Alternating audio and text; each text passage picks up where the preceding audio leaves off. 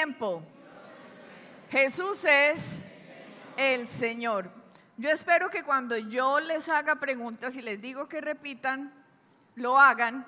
En el Antiguo Testamento, cuando le decían al pueblo de Israel que dijeran algo, ellos tenían que declararlo y tenían que decir amén a las cosas para que fueran sembradas en ellos. Quien no participaba de ello, no quedaban sembradas en ellos. Entonces, por favor, este servicio necesito que pongamos mucha atención porque esta es palabra de Dios que necesitamos sembrar en nuestros corazones para empezar a caminar en ella de esta manera y hacer las correcciones necesarias quienes tengan que hacer las correcciones necesarias. La enseñanza de hoy la he llamado la parábola de los dos hijos. La parábola de los dos hijos. Y ustedes dirán, no tengo ni idea cuál es esa parábola, la parábola de los dos hijos.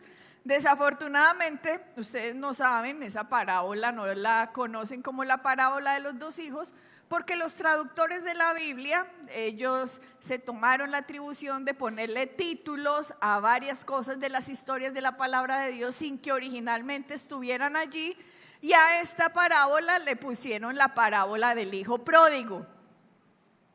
Esa sí la conocen, pero la parábola que Jesucristo dio no se trataba sobre la parábola del hijo pródigo. Esa parábola se trata acerca de dos hijos, no de un hijo, es de dos hijos.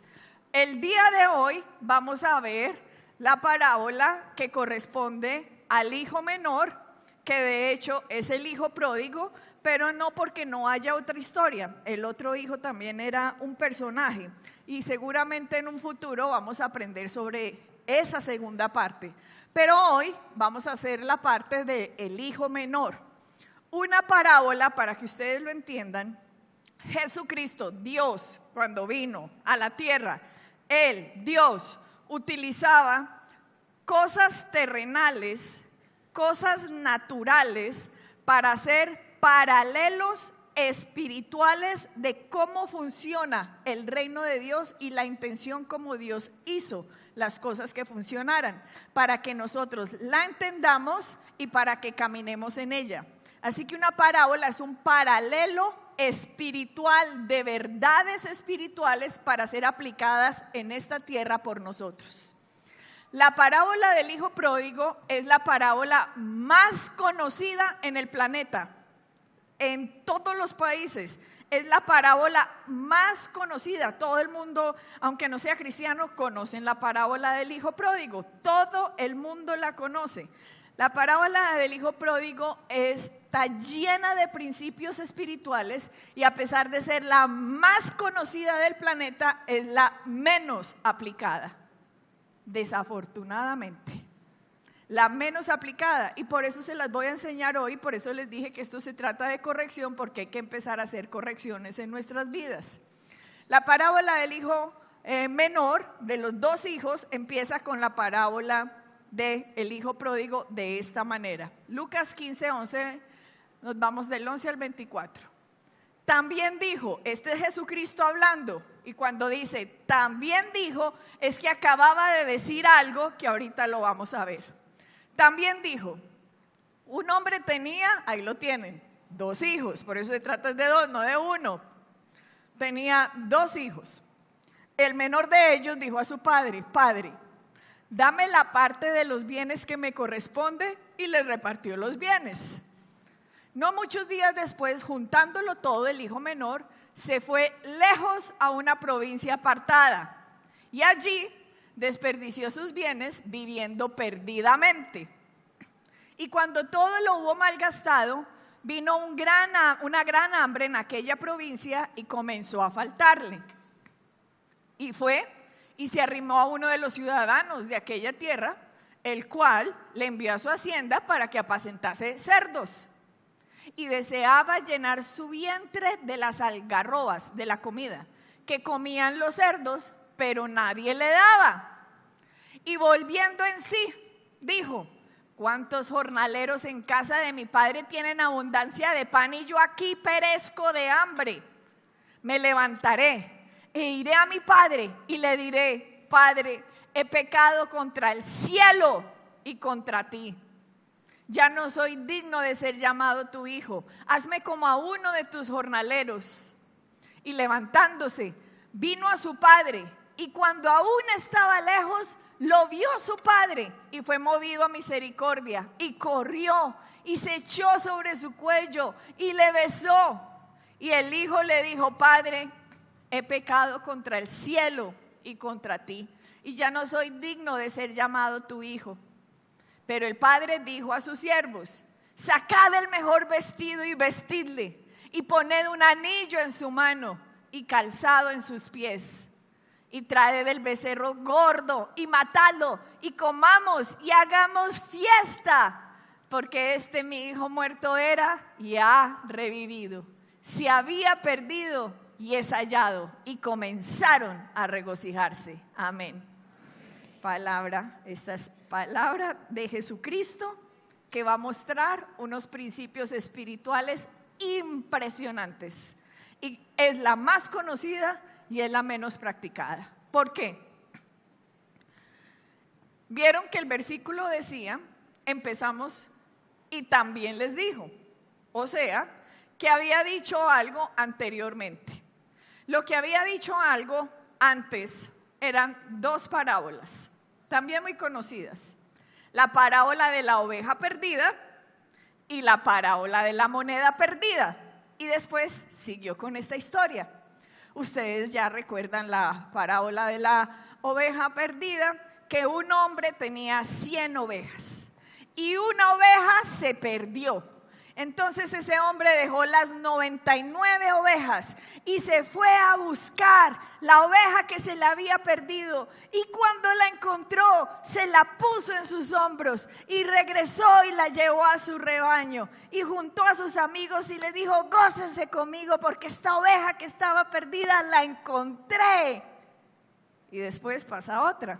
Seguidamente, una mujer tenía 10 monedas, 10 dracmas, y resulta que se le perdió una moneda. Así que la mujer prendió la luz de su casa y empezó a barrer la casa y empezó a buscar por todos lados la moneda, y cuando la encontró se puso feliz y llamó a sus vecinas y a sus amigas y les dijo: ay, la moneda que se me había perdido la encontré, y se alegró con ellas. E inmediatamente también dijo: y un hijo, se fue a vivir perdidamente, pero el padre no lo fue a buscar.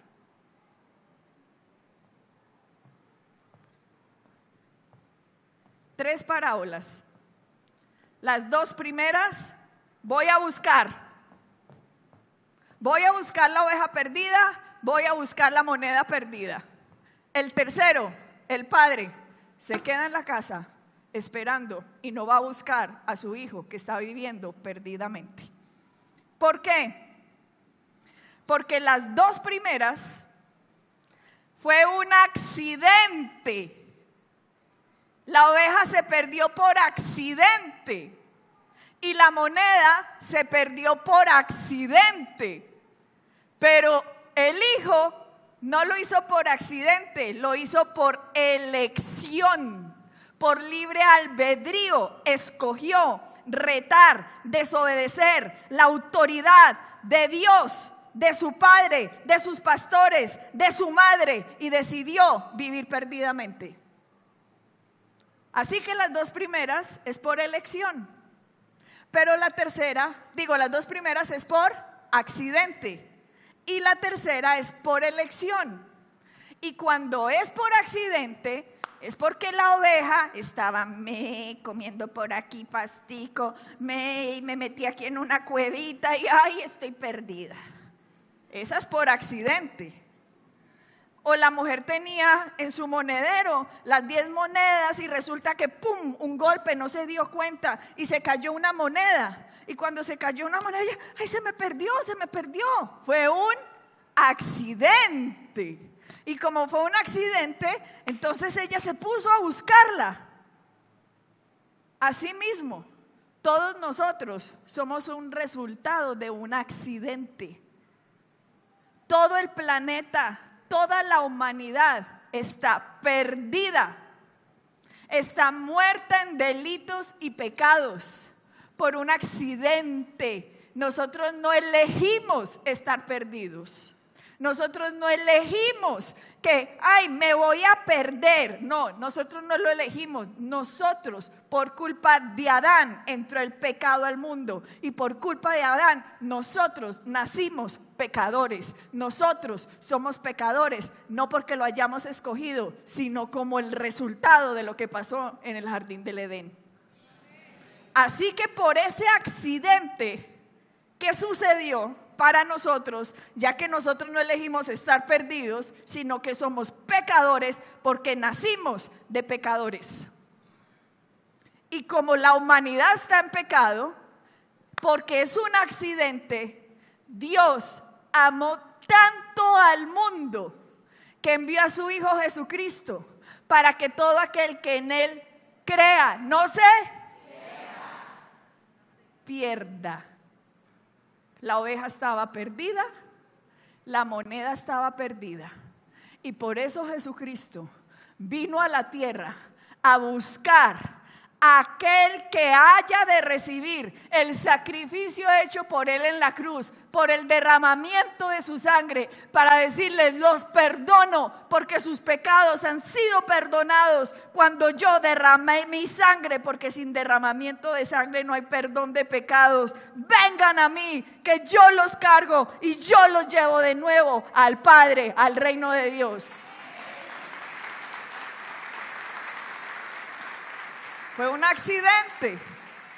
Y como fue un accidente, nuestro Señor Jesucristo nos vino a rescatar a la humanidad. Aleluya, gloria a Dios. Ahora, el hijo pródigo no es un accidente. El hijo pródigo le dice a su padre: yo no voy a aceptar vivir bajo sus reglas. Conozco las reglas y no las acepto. Miremos la historia. Y como es por elección y no por accidente, el padre no puede ir a buscarlo. Miren pues, Lucas 15, vamos al 11, empecemos. También dijo: un hombre tenía 2 hijos. Aquí empieza el paralelo de que Jesucristo va a mostrar verdades espirituales para que los seguidores de Él las empiecen a hacer.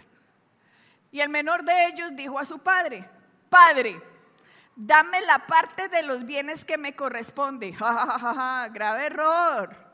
Como quien dice, su autoridad se murió para mí. Porque una herencia solo se da cuando está muerto, no cuando está vivo. Y cuando se la pidió, le está diciendo: su autoridad se ha muerto para mí. No quiero más esa autoridad. No recibo más esa autoridad. Deme la parte que me corresponde. Y le repartió los bienes. 13. No muchos días después, juntándolo todo, el hijo menor se fue lejos a una provincia apartada. Diga, se fue lejos. Digan, a una provincia apartada. Y allí, ya, muy bien, y allí desperdició sus bienes viviendo perdidamente. Miren pues, se fue lejos y allí vivió perdidamente, no aquí. Esta es la casa de su padre. Estas son las reglas de su padre. Estas son las reglas del reino de Dios. Estas son las reglas cristianas. Estas son las reglas de la casa. No quiero. No quiere. Entonces, fuera, hijo. ¿Sí? Pues listo, porque aquí no quiero. Entonces me voy allí a vivir perdidamente. No aquí. Me voy lejos. Me voy fuera, no aquí. ¿Por qué se lo repito? Porque muchos cristianos tienen a sus hijos viviendo aquí perdidamente, no allí. Los tienen aquí, bajo mi autoridad, bajo mi protección, bajo mi cuidado, bajo mi provisión. Bajo mi provisión. Ustedes viven perdidamente aquí. Es que yo los amo tanto. Yo les voy a regañar. Pero bueno, está bien, vivan aquí. Y Jesucristo nos está enseñando principios espirituales que tienen que ser aplicados por todo seguidor de nuestro Señor Jesucristo, discípulo de Él. Y Él dice que el Hijo, cuando decidió hacer eso, vivió allí perdidamente. Póngame el versículo. Allí, fuera, lejos, en una provincia apartada. Vivió perdidamente allí, no aquí. ¿Vamos bien? Bueno. ¿Qué pasa después de que decide vivir allí perdidamente, lejos? Hay algo que desde que llegamos ustedes me han dicho muchas veces, al pastor Rafael y a mí. Ustedes utilizan un versículo y no existe una persona que me lo haya dicho bien. Me lo dicen siempre al revés. Yo no me pongo a decir nada, que no me voy a poner a corrigiendo a todo el mundo, porque el pastor ya había hecho una enseñanza acerca de eso. Y dije, vamos a ver, los voy a coger en un servicio para que entiendan algo. El libro de Josué, ya sabemos quién es Josué, porque ustedes estuvieron aquí hace poquito que les enseñé la imposición de las manos. Josué fue llamado por el mismo Dios para ser el líder de la casa de Israel. Y Moisés fue el que le impuso las manos a Josué para hacer una transferencia de autoridad, de posición y para transferir dones sobre él. Moisés muere y Josué queda a cargo de la casa de Israel. Josué iba a morir, así que Josué reúne a su casa, a la casa de Israel, porque él era el líder de la casa de Israel, y les dice lo siguiente, Josué 24, 14, 15. Ahora pues, temed a Jehová y servidle con integridad y en verdad, y quiten de entre de ustedes los dioses a los cuales sirvieron sus padres al otro lado del río y en Egipto, y servid a Jehová. 15. Y si más les parece servir a Jehová, escojan hoy a quién sirven. Si a los dioses a quienes sirvieron vuestros padres cuando estuvieron al otro lado del río, o a los dioses de los amorreos en cuya tierra habitáis, pero yo y mi casa serviremos a Jehová. Eso dijeron. O sea, casa de Israel, yo soy el líder, Josué. Casa de Israel, escojan.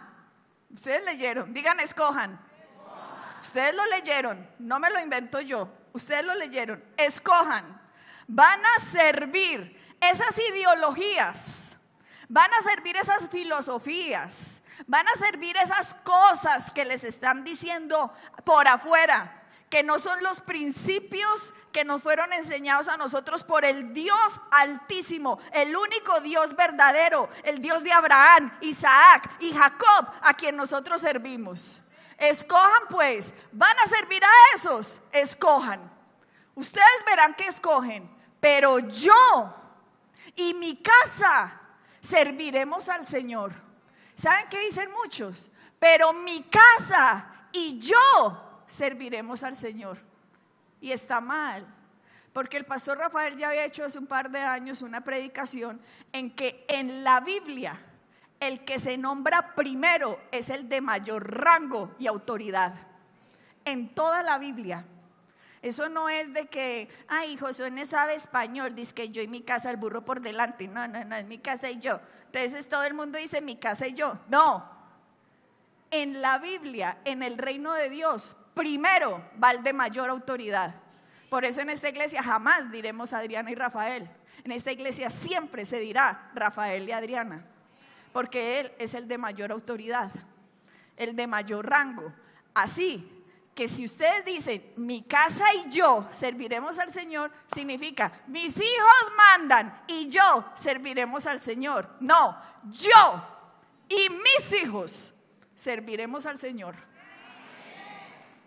Digan, yo y mi casa serviremos al Señor. Espero que lo estén diciendo. Yo sé que muchos se quedan callados. Yo lo sé. Pero estas son declaraciones que están sembrando en sus vidas para que sean efectivas en su casa. Yo y mi casa serviremos al Señor. Así que Josué les dijo, ustedes verán que escogen, pero yo y mi casa serviremos al Señor. Entonces la casa de Israel responde. Vamos a ver versículo 21. El pueblo entonces dijo a Josué, no, sino que a Jehová, al Señor serviremos. ¿Sí? Bueno, vamos a ver, 22. Y Josué respondió al pueblo, ustedes son testigos contra ustedes mismos, de que han elegido a Jehová para servirle. Y ellos respondieron, testigos somos. 23.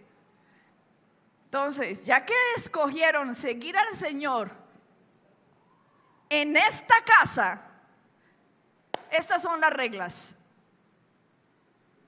Quiten, pues ahora, los ídolos ajenos que están entre ustedes e inclinen su corazón a Jehová, Dios de Israel. O sea, como están viviendo en esta casa, no se puede vivir, porque si eligieron seguir al Señor, esta casa tiene reglas. ¿Qué? Mis amigos, si en su casa ustedes no han puesto las reglas, ustedes están yendo en contra de la palabra de Dios.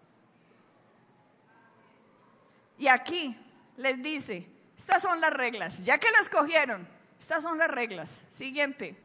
Y el pueblo respondió a Josué, a Jehová nuestro Dios serviremos y a su voz obedeceremos. 25. Entonces Josué hizo pacto con el pueblo el mismo día y les dio estatutos y leyes en Siquem. Estas son las reglas para permanecer debajo de la casa de Israel.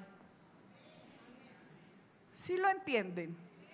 Espero que lo estén entendiendo, porque muchos de ustedes viven en sus casas, sus hijos, perdidamente aquí y no allí, y no han puesto las reglas de la casa. Y resulta que un hijo llega a un momento en que usted ya no le puede dar pelas. No es que ya creció. Y como ya creció, esto abollonadito que servía para traer corrección al muchachito y a la muchachita, ya deja de servir. Porque pasan a unas edades donde ahora las consecuencias de las acciones tienen que ser sufridas al 100%. Y es ahí cuando se les dice, elijan pues, ¿qué van a elegir? ¿Van a vivir de acuerdo a la ideología de género? ¿Van a vivir de acuerdo a la ideología LGTBI? ¿Van a vivir de acuerdo a la ideología que el mundo les está poniendo? ¿Van a vivir de acuerdo a esa ideología? A lo que les dicen los psicólogos, los maestros izquierdosos, socialistas. ¿Van a vivir de acuerdo a esa ideología? ¿Sí?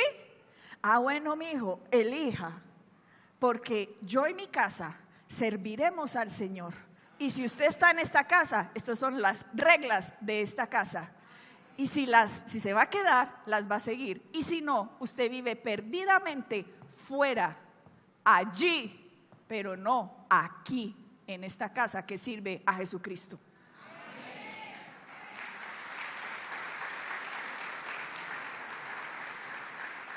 Más fácil decirlo que hacerlo. Más fácil decirlo que hacerlo. mucho más fácil, porque es que el amor no es aceptación. Pero muchos han confundido que el amor es aceptación. Y lo que ha pasado es que el pastor Rafael les dijo aquí a ustedes Proverbios 19:18, cuando estuvo enseñando sobre los hijos, y les dijo: corrijan a sus hijos mientras hay esperanza, no te hagas cómplice de su muerte. ¿Recuerdan? Que el muchachito con la escopeta. Bueno, lo mismo pasa cuando van creciendo. ¿Por qué? Porque vamos a ver a alguien que se hizo cómplice de la muerte de sus hijos. Nada más y nada menos, el sacerdote Elí. Me imagino que ustedes todos están leyendo la Biblia conmigo. Ya vamos en el libro de Nehemías. Todos los días leemos 4 capítulos. Y ya tuvieron que haber pasado por 1 de Samuel y 2 de Samuel, donde vieron la historia del sacerdote Elí, sacerdote del Dios Altísimo, el que crió al profeta Samuel. Y ahora Samuel, al escribir la Biblia, cuenta la historia del que lo crió. Resulta que el sacerdote Elí, sus hijos vivieron impíamente. Y ustedes, el hijo de un sacerdote, lo peor. ¿Qué tal, pastores, ustedes con hijos? Ay, pobrecitos donde sus hijos vivieran así. No, sacerdote es todo aquel que ha nacido de nuevo. Usted es tan sacerdote como yo. Usted es tan sacerdote como el pastor Rafael, en el sentido de que todos estamos al servicio de Jesucristo. Jesucristo, cuando fue a la cruz a derramar su sangre por nosotros, nos hizo a nosotros sacerdotes al servicio del Dios Altísimo. Apocalipsis nos lo dice. Apocalipsis 1, vamos a ir del 5 al 6. Y de parte de Jesucristo, el testigo fiel, el primogénito de la resurrección, el soberano de los reyes de la tierra, al que nos ama y que por su sangre nos ha librado de nuestros pecados, al que ha hecho de nosotros un reino, sacerdotes al servicio de Dios su Padre. A Él sea la gloria y el poder por los siglos de los siglos. Amén. Amén. Diga: yo soy un sacerdote del Señor Jesucristo al servicio del Dios Altísimo. Gloria a Dios. Entonces, ahora vamos a ver la historia de un sacerdote en el Antiguo Testamento, Elí y sus 2 hijos. Vamos por favor a 1 Samuel 2:12. Los hijos de Elí eran hombres impíos y no tenían conocimiento de Jehová. Miren pues, Elí, para ser un sacerdote en el Antiguo Testamento, tenía que ser de la tribu de Leví, o sea que eran levitas. Todo aquel que era de la tribu de Leví entraba al sacerdocio. O sea, Elí era sacerdote y sus hijos también eran sacerdotes. Y estos habían rechazado el conocimiento. No pueden decir: ay, es que no sabemos nada. No, claro que sí saben, porque este fue el que crió al profeta Samuel. Y miren cómo lo crió de derechito. Pero con los hijos les dio concesiones. Es que quiero tanto a mis hijos. El que ama a sus hijos los disciplina. Pero Elí no entendió este principio. Y miren lo que pasó con Elí. Siguiente. Y era costumbre de los sacerdotes de estos 2 con el pueblo, que cuando alguno ofrecía sacrificio, venía el criado del sacerdote mientras se cocía la carne y trayendo en su mano un garfio de 3 dientes. Lo metía en el perol, en la olla, en el caldero o en la marmita, y todo lo que sacaba el garfio, el sacerdote lo tomaba para sí. De esta manera hacían con todo israelita que venía a Silo. Asimismo, antes de quemar la grosura, venía el criado del sacerdote y decía al que sacrificaba: da carne que asar para el sacerdote, porque no tomará de ti carne cocida sino cruda. Pongan cuidado. Ustedes dirán, ¿qué es esa vaina? ¿No? ¿Qué carne, qué cocido, qué? Para eso ya tuvieron que haber leído Levíticos y Éxodo para entender lo que pasa aquí. Se los voy a explicar con un video, y porque no tengo tiempo de ir a los versículos para mostrarles Éxodo y Levítico, pero miren este video, se los voy explicando. El judío, el israelita, llegaba con su sacrificio, nos dice Levítico. Llegaban con una oveja o con una vaca o con un cabrito. El sacerdote lo examinaba, que estuviera bien por todos lados, que fuera sin defectos, sin manchas, sin arruga. Miraba que estuviera bien y le decía así: está muy bien para tu sacrificio. Así que el israelita ponía las manos sobre la cabeza del sacrificio para que su pecado fuera transferido al animal, así como nuestro Señor Jesucristo, el Cordero de Dios, fue a la cruz para que nuestros pecados fueran transferidos a Jesús en la cruz.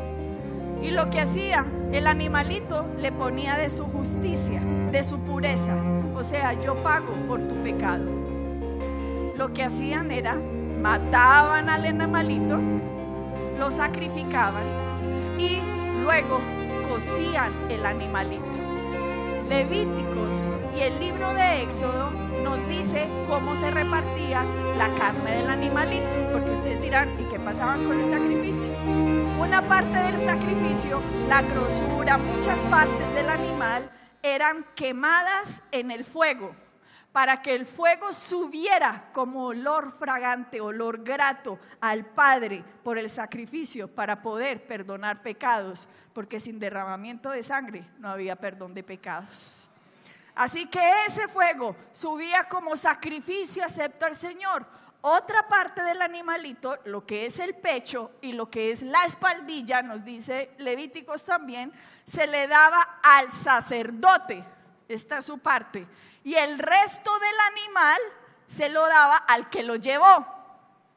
Él se lo podía llevar para comérselo, para el consumo. ¿Qué hicieron estos berracos? Cogían 3 garfios, o sea, 3 pinzas, y llevaban y lo metían. Cogían y a ver, ¡pum! Lo que salga de este sacrificio es para nosotros. ¿Sí entienden? O sea, no cogían lo del sacerdote, cogían lo que le saliera. Así sea la parte que Dios dice que es para él, no, también para nosotros. Y la parte que es suya, si salió ahí de malas, también para nosotros. Entonces en el versículo 16, la gente que veía que esto lo hacían los sacerdotes, les decía lo siguiente, versículo 16. Y si el hombre le respondía, quemen la grosura primero y después toma tanto como quieras, ¿qué les decía? Cuando la gente veía que estos sacerdotes hacían esto, les decían, vean, aunque sea cojan la parte que es del Señor, la que se quema, la que sube como olor fragante, como sacrificio acepto. Es que este es mi sacrificio por el pecado. Venga, ¿cómo se van a coger la parte del Señor? Vean, dejen aunque sea la parte del Señor, quemen la grosura y de lo que sobra, de lo que me toca a mí, coja de lo mío entonces, pero no de eso. ¿Lo entienden? Entonces, dice el hombre respondía, quemen la grosura primero y después toma tanto como quieras. Él le respondía, no, sino dámela ahora mismo, de otra manera yo lo tomaré por la fuerza. Ay, ay, ay. Siguiente. Era pues muy grande, digan muy grande, delante de Jehová el pecado de los jóvenes, porque los hombres menospreciaban las ofrendas de Jehová. Eso es como coger hoy el pan y el vino y burlarse de eso. Era muy grande el pecado de estos jóvenes. Y no solo eso, sino que no honraban el matrimonio. Lo voy a decir por aquí. No solo eso, sino que no honraban el matrimonio, porque tenían relaciones con las mujeres que conocían. Miren el versículo que nos lo explica. Pero Elí, o sea el papá, era muy viejo y oía de todo lo que sus hijos hacían con todo Israel. O sea, el papá sabía. Diga, el papá sabía. Una cosa es no saber, otra cosa es sí saber. El papá sabía todo lo que hacían con todo Israel y cómo dormían con las mujeres que velaban a la puerta del tabernáculo de reunión. O sea, inmoralidad sexual. Ustedes saben que si somos cristianos solo podemos tener en matrimonio relaciones sexuales. O sea, vamos a servir a Dios, vamos a servir a otros dioses, porque así son las reglas de la casa. Y aquí, ¿qué pasó? Porque ustedes dirán, ¿y Elí qué hizo? ¿Qué hizo Elí? Vamos a ver qué hizo Elí. 22. Déjame otra vez el 22. Allá. Elí oía. ¿Sí o qué? 23. Y les dijo, va el papá, ¿por qué hacen estas cosas semejantes? Porque yo oigo de todo este pueblo vuestros malos procederes. Ay, los regañó. Sí, hubo amonestación y amonestación y amonestación y amonestación, pero nunca hubo acción. Viven aquí impíamente, viven aquí en la casa desordenadamente, viven aquí como quieran, desobedeciendo las reglas de la casa cristiana de Dios. Y viven aquí y yo, no, estas muchachas sí son horribles, ahí las tengo con pura cantaleta. La parábola del hijo pródigo nos dice, viven fuera perdidamente, pero nunca bajo su autoridad. No solo era regaño, no solo era amonestación, era acción. Por eso las sociedades están destruidas por no hacer la palabra de Dios. Por eso los hijos están haciendo lo que están haciendo, porque los padres, creyendo que los aman, esto era solo a punta de regaño. Esto solo es a punta de cantaleta. Y resulta que no era punta de cantaleta y regaño. Había que traer acción a la palabra. Y aquí estos muchachos, volvamos a poner el versículo, porque hacen estas cosas. Yo oigo de todo este pueblo vuestros malos procederes. 24. No, hijos míos, porque no es buena fama lo que yo oigo, pues hacéis pecar al pueblo de Jehová. Es que así hacía Rafael, por eso me gusta, porque me quedo pegado. Cantaleta, cantaleta, no acción. Ay, pero los está regañando. El hijo pródigo le enseña a usted que el padre nunca aceptaría ese comportamiento desordenado en su casa. Pero Elí, el padre, lo aceptó. Esto no solo era solamente amonestación, era acción. Entonces, ¿qué pasó? Miremos el versículo 27.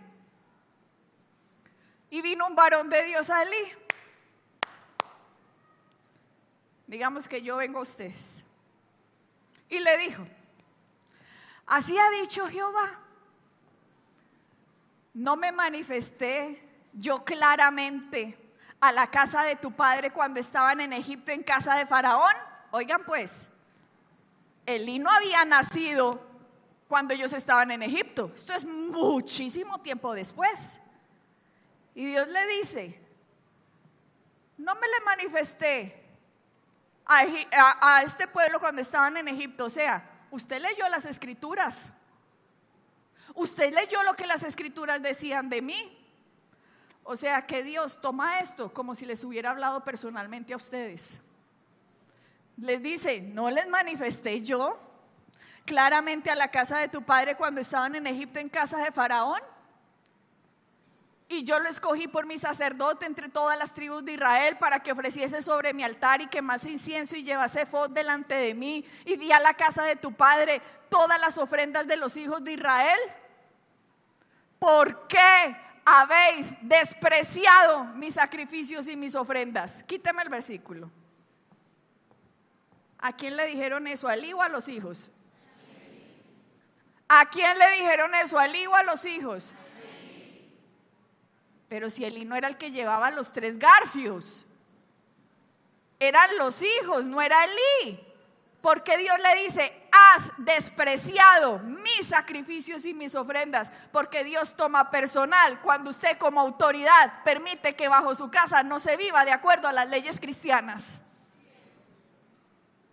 Pero lo regañé.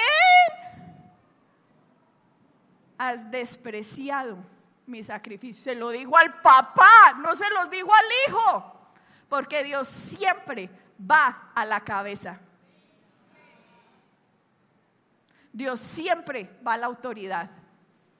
Pero ¿por qué no se lo dijo a los hijos? Sí, Elí, porque Dios funciona a través de la autoridad que eres tú. Y si tú no haces lo que tienes que hacer, Dios no va a intervenir. ¿Me quieren? Están... Uy. Pero les estoy diciendo palabra de Dios.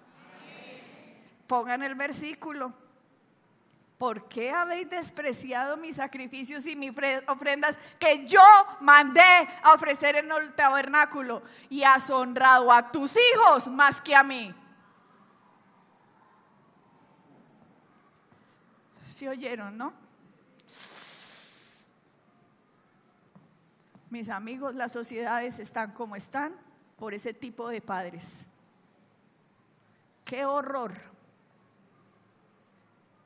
Él es el sacerdote del Dios Altísimo, al que crió a Samuel, y Samuel está escribiendo esta historia. Y les dijo: has honrado a tus hijos más que a mí. ¿Y cuántos de ustedes han honrado más a sus hijos que al mismo Dios?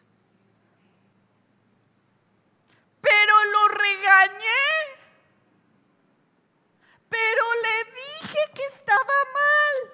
Sí, pero lo dijiste aquí, cuando fuera hijo, porque en mi casa no se vive así.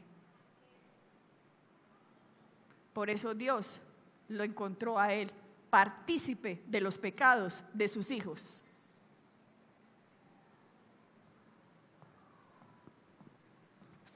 Respiremos. Esto es duro. Esto es duro. Y les dije, es la más conocida en el planeta y es la menos hecha. O sea que para nada la conocen, para nada la hacen. Vuelve y póngame esa frase, por favor. Has honrado a tus hijos más que a mí. Engordándoos de lo principal de todas las ofrendas de mi pueblo Israel. 30. Por tanto, Jehová, el Dios de Israel, dice: yo había dicho que tu casa y la casa de tu padre andarían delante de mí perpetuamente. O sea, yo le di una promesa a usted, Elí. Su casa hubiera podido andar delante de mí perpetuamente si usted hubiera hecho lo que tenía que hacer. Pero como usted escogió no hacer lo que tenía que hacer, mas ahora ha dicho Jehová: nunca yo tal haga, porque yo honraré a los que me honran, y a los que me desprecian serán tenidos en poco. Durísimo. Durísimo, porque Elí puede decir: pero es que yo amaba a mis hijos, yo los amaba. Elí, porque los amabas, es que los tienes que disciplinar, porque si no, nunca van a venir al fin de sí mismos. Porque los amas, es que tienes que dejar que sufran las consecuencias allá afuera, no bajo tu provisión, no bajo tu cuidado, ni bajo tu protección.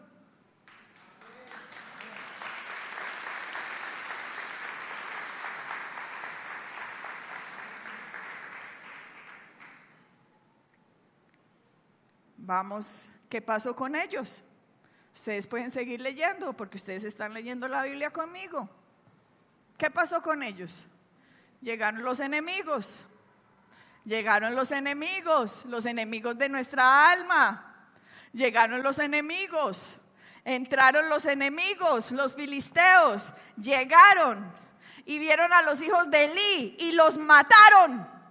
Y ellos estaban a cargo del arca de Dios y los filisteos cogieron el arca y se la robaron.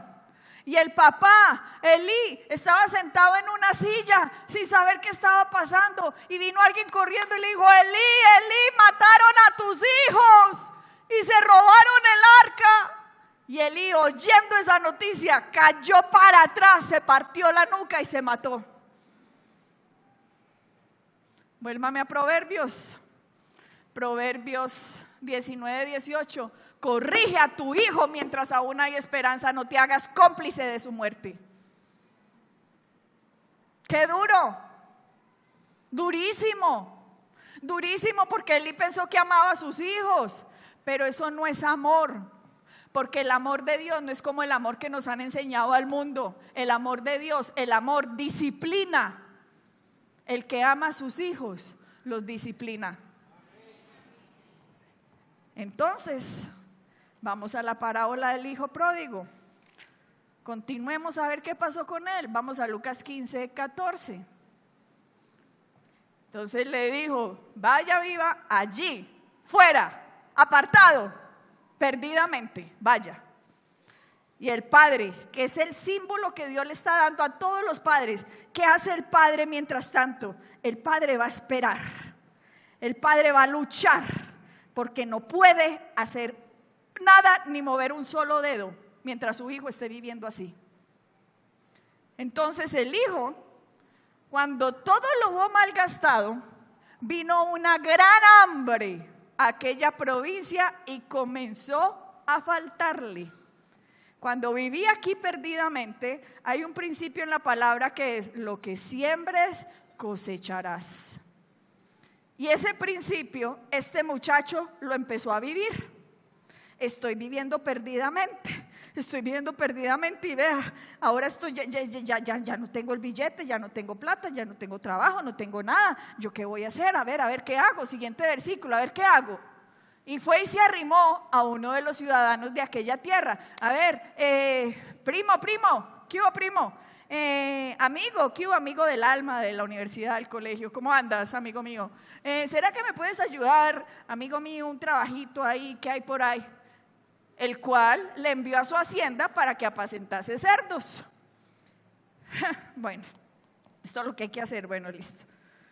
Apacentar cerdos para un judío es llegar a lo más bajo de lo más bajo de lo más bajo. Un judío ni siquiera toca un cerdo. O sea, no lo come, mucho menos lo come, tampoco lo toca. ¿Qué le está diciendo la palabra? Estaba viviendo mal, en la podrida, mal. Siguiente versículo. Y deseaba llenar su vientre de las algarrobas que comían los cerdos, pero nadie le daba, incluido su papá.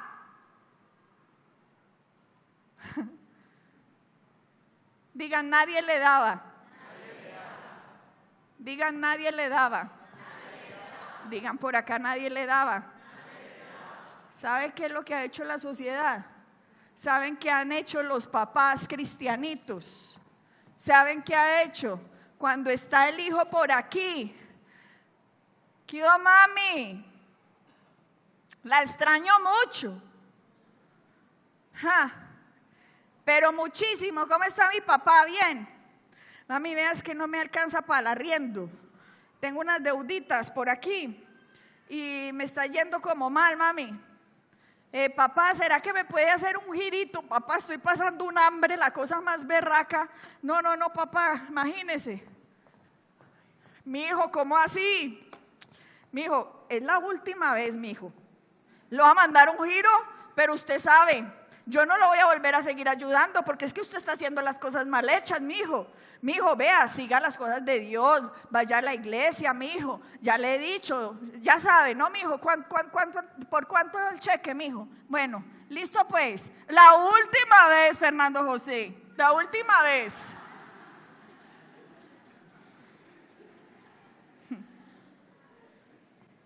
Sí, papá, yo por allá voy a ir. Sí, yo voy. Ajá, listo, gracias, papá. Mes después, papá, es que estoy mal, usted sabe. Papá, estoy pasando un hambre, pero mi hijo le dije que no más, le dije que no le iba a mandar más, mi hijo. Papá, es su culpa, usted tiene plata, usted me puede ayudar, mire la situación, estoy pasando hambre. No, María Camila, ya le dije, María Camila, que no le voy a mandar un peso. Pero mamá, mire, entonces ¿usted qué quiere, que me muera de hambre? Bueno, ya sabe, la última vez, la última, ahora sí. Y se la pasaron de última en última vez y no dejaron que chupara el 100% de las consecuencias. Y como nunca sufrió completamente las circunstancias, las consecuencias, porque su papá, como Elí, les mandó ayuditas, entonces esta gente nunca vino en sí, nunca se arrepintió y los padres se hicieron cómplices del pecado de sus hijos.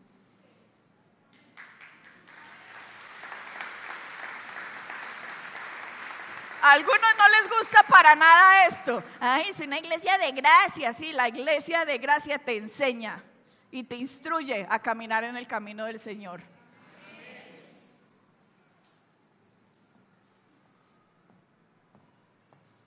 Digan, nadie le daba. Inclusive yo. Ese sí sonó pasito. ¿Sí vieron? Nadie le daba, inclusive yo. Dios mío, esta es la única forma en que el rebelde viene a sus cabales. Yo lo escribí acá porque ayer me vino esta frase. El único purgante efectivo para que un rebelde vuelva en sí es el 100% del sufrimiento por sus malas acciones. El papá, ¿ustedes creen que el papá del hijo pródigo no lo amaba? Ay, Dios nos ama más que nosotros a nosotros mismos. Lo amaba, pero nadie lo ayudó. Porque muchos, solo cuando están aquí, sufriendo las consecuencias, el 100% que está ahí ahogándose, que están comiendo caquita. Si no les gusta, saben que la Biblia usa este término y lo utiliza peor, que yo no me atrevo a decirlo acá, pero eso está en hebreo y dice eso. Y cuando estaban ahí, destruyéndosele todo alrededor, arruinándose la vida, como no hubo ayuda de ninguna parte, miren el versículo 16 y el versículo 17 lo que pasa. Y deseaba llenar su vientre las algarrobas que comían los cerdos, digan, pero nadie le daba. Y cuando alguien está ya en esa situación, que nadie lo ayuda, miren lo que sucede inmediatamente, volviendo en sí. Vuelve en sí. Mientras hay ayuda, no vuelve en sí. Mientras están dándole la protección, la provisión, el cuidado, no vuelve en sí. Porque está ahí, en medio de la marranera, con el giro y con la ayuda. Entonces, bueno, está mal, pero no tan mal, porque mi papito y mi mamita me ayudan. Y aquí dice que cuando no había nada de nadie, volvió en sí. Y sus hijos, muchos necesitan volver en sí. Y dice acá, y volviendo en sí dijo, ¿cuántos jornaleros en casa de mi padre tienen abundancia de pan? Y yo aquí perezco de hambre. Siguiente, me levantaré e iré a mi padre y le diré, Padre, he pecado contra el cielo y contra ti, y no soy digno de ser llamado más tu hijo, hazme como uno de tus jornaleros. Y levantándose vino a su padre. Y el padre, ¿qué estaba haciendo? Esperando, pero no ayudando. Esperando y orando, porque mi casa y yo serviremos al Señor. Y me quedo aquí esperando y orando. que el Señor se va a encargar de él, porque lo encomiendo al Señor para que vuelva a los caminos de Cristo.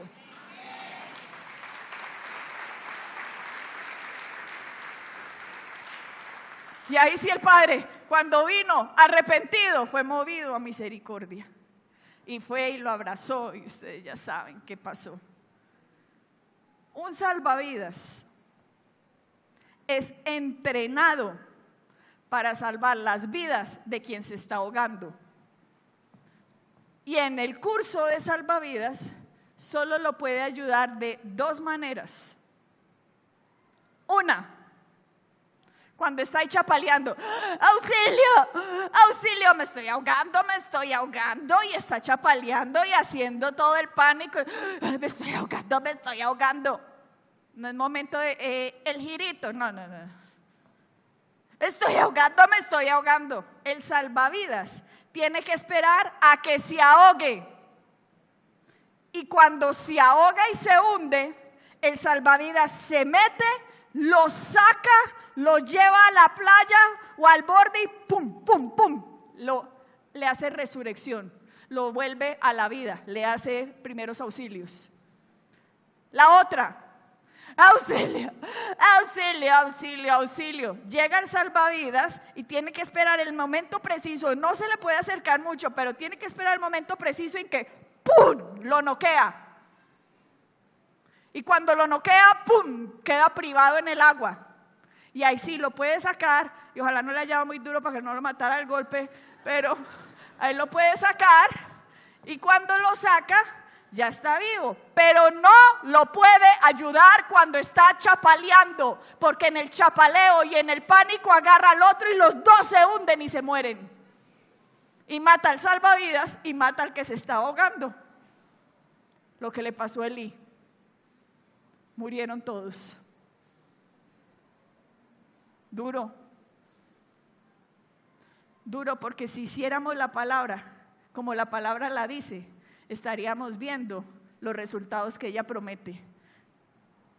Y si nosotros, iglesia, hacemos este principio de Dios, de la parábola más amada por todo el mundo y de la menos practicada, si nosotros la hacemos y han encomendado a Dios sus hijos volverán arrepentidos a servir al Señor Jesucristo como Señor y Salvador. De lo contrario, mientras esos salvavidas sigan siendo tirados, esto continuará perpetuamente y nos haremos cómplices de los pecados de otro. Miren que él volvió, el muchacho volvió. Póngame la frase. Una persona verdaderamente arrepentida nunca pondrá condiciones para volver. Si no, no es a mi manera, Padre. No es como yo creía. No es como se me daba la gana. No es como las filosofías y esas ideologías dijeron. Tú eres Dios sobre toda carne, eres Dios de mi vida y bajo tus reglas de la casa cristiana, a ellas me someto y a ellas vuelvo, porque amo a Jesucristo. Les dije, es durísimo, esto es brutal, pero la lucha de los padres es no hacer nada excepto orar mientras vienen al fin de sí mismos. Espero que lo hayan entendido. Yo sé que no están muy emocionados, mis amigos, lo siento, y por eso les dije no me van a querer, pero les toca no querer a Dios, porque esto es la palabra de Jesucristo. Miren esta obra para que les quede plantada en su corazón. Alexa, ¿qué? Mientras usted viva en esta casa no puede seguir comportándose de esa manera. Recuerde que Dios tiene planes para su vida, pero usted tiene que hacer su voluntad. No me hable de la voluntad de Dios para mi vida, que ni usted ni nadie tienen por qué decirme qué hacer y qué no. Que no le hable de la voluntad de Dios para su vida. ¿Acaso ya no cree en la Biblia? Usted sabe que Dios la ama y yo también, y no queremos que nada malo le pase. ¿Qué pasó con la pasión que sentía por la iglesia y por nuestro Señor Jesucristo desde que estabas pequeña? ¿Por qué no me escucha? ¿Por qué no me escucha usted a mí? Déjeme vivir mi vida, que usted ya vivió la suya. Alexa, porque yo ya viví mi vida, quiero que entienda que si usted escoge salir por esa puerta y tomar otro camino, lo va a lamentar cuando le rompan el corazón y se sienta sola y vacía. Pues si es el precio que tengo que pagar, lo voy a pagar con muchísimo gusto, porque es la vida que va a tomar de ahora en adelante, le guste o no.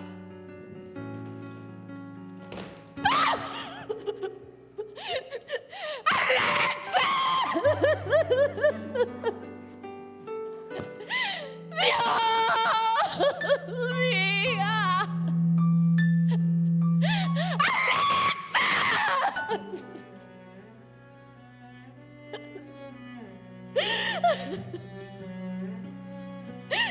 Tú me has dado promesas, Señor, toda autoridad.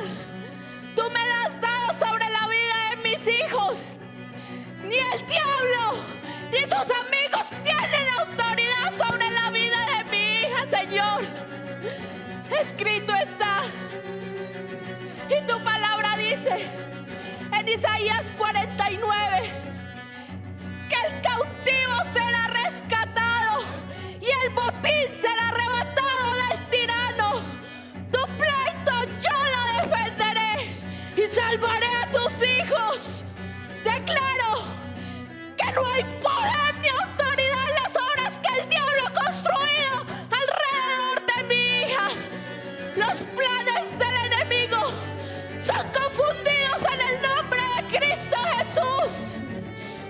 Tu palabra es verdad y yo me paro firme en tu verdad, Señor. Isaías 59 dice: yo hago un pacto con ustedes y les prometo que mi poder y las enseñanzas que les he dado nunca se apartarán de ustedes ni de la vida de sus hijos. Por la gracia del Señor Jesucristo, mi hija entrará por esa puerta. ¡Ay, Señor! Dios, te amo, Señor, gracias. Tu palabra es verdad, Señor. Yo confío en ti, mi Dios.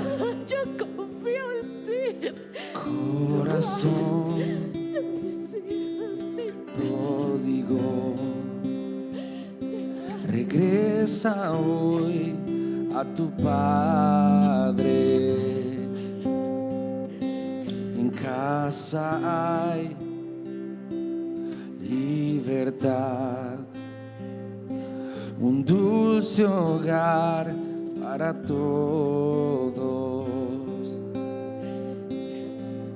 Desde lejos tú me ves y yo corro hacia ti. Aquí estoy otra vez y yo corro a tu encuentro.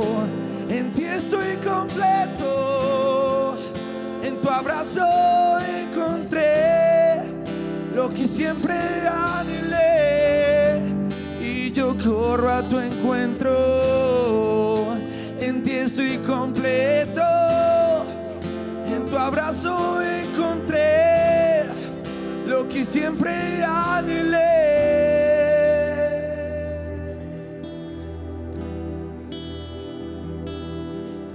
De la tierra me levanté, a casa regresé, aquí estoy otra vez. Desde lejos tú me ves y yo corro hacia ti. Aquí estoy otra vez. Bendito sea el Señor.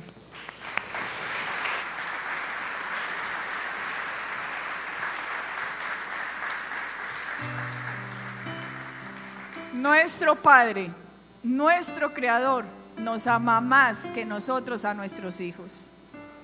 Nuestro Padre nos ama más que nosotros a nosotros mismos.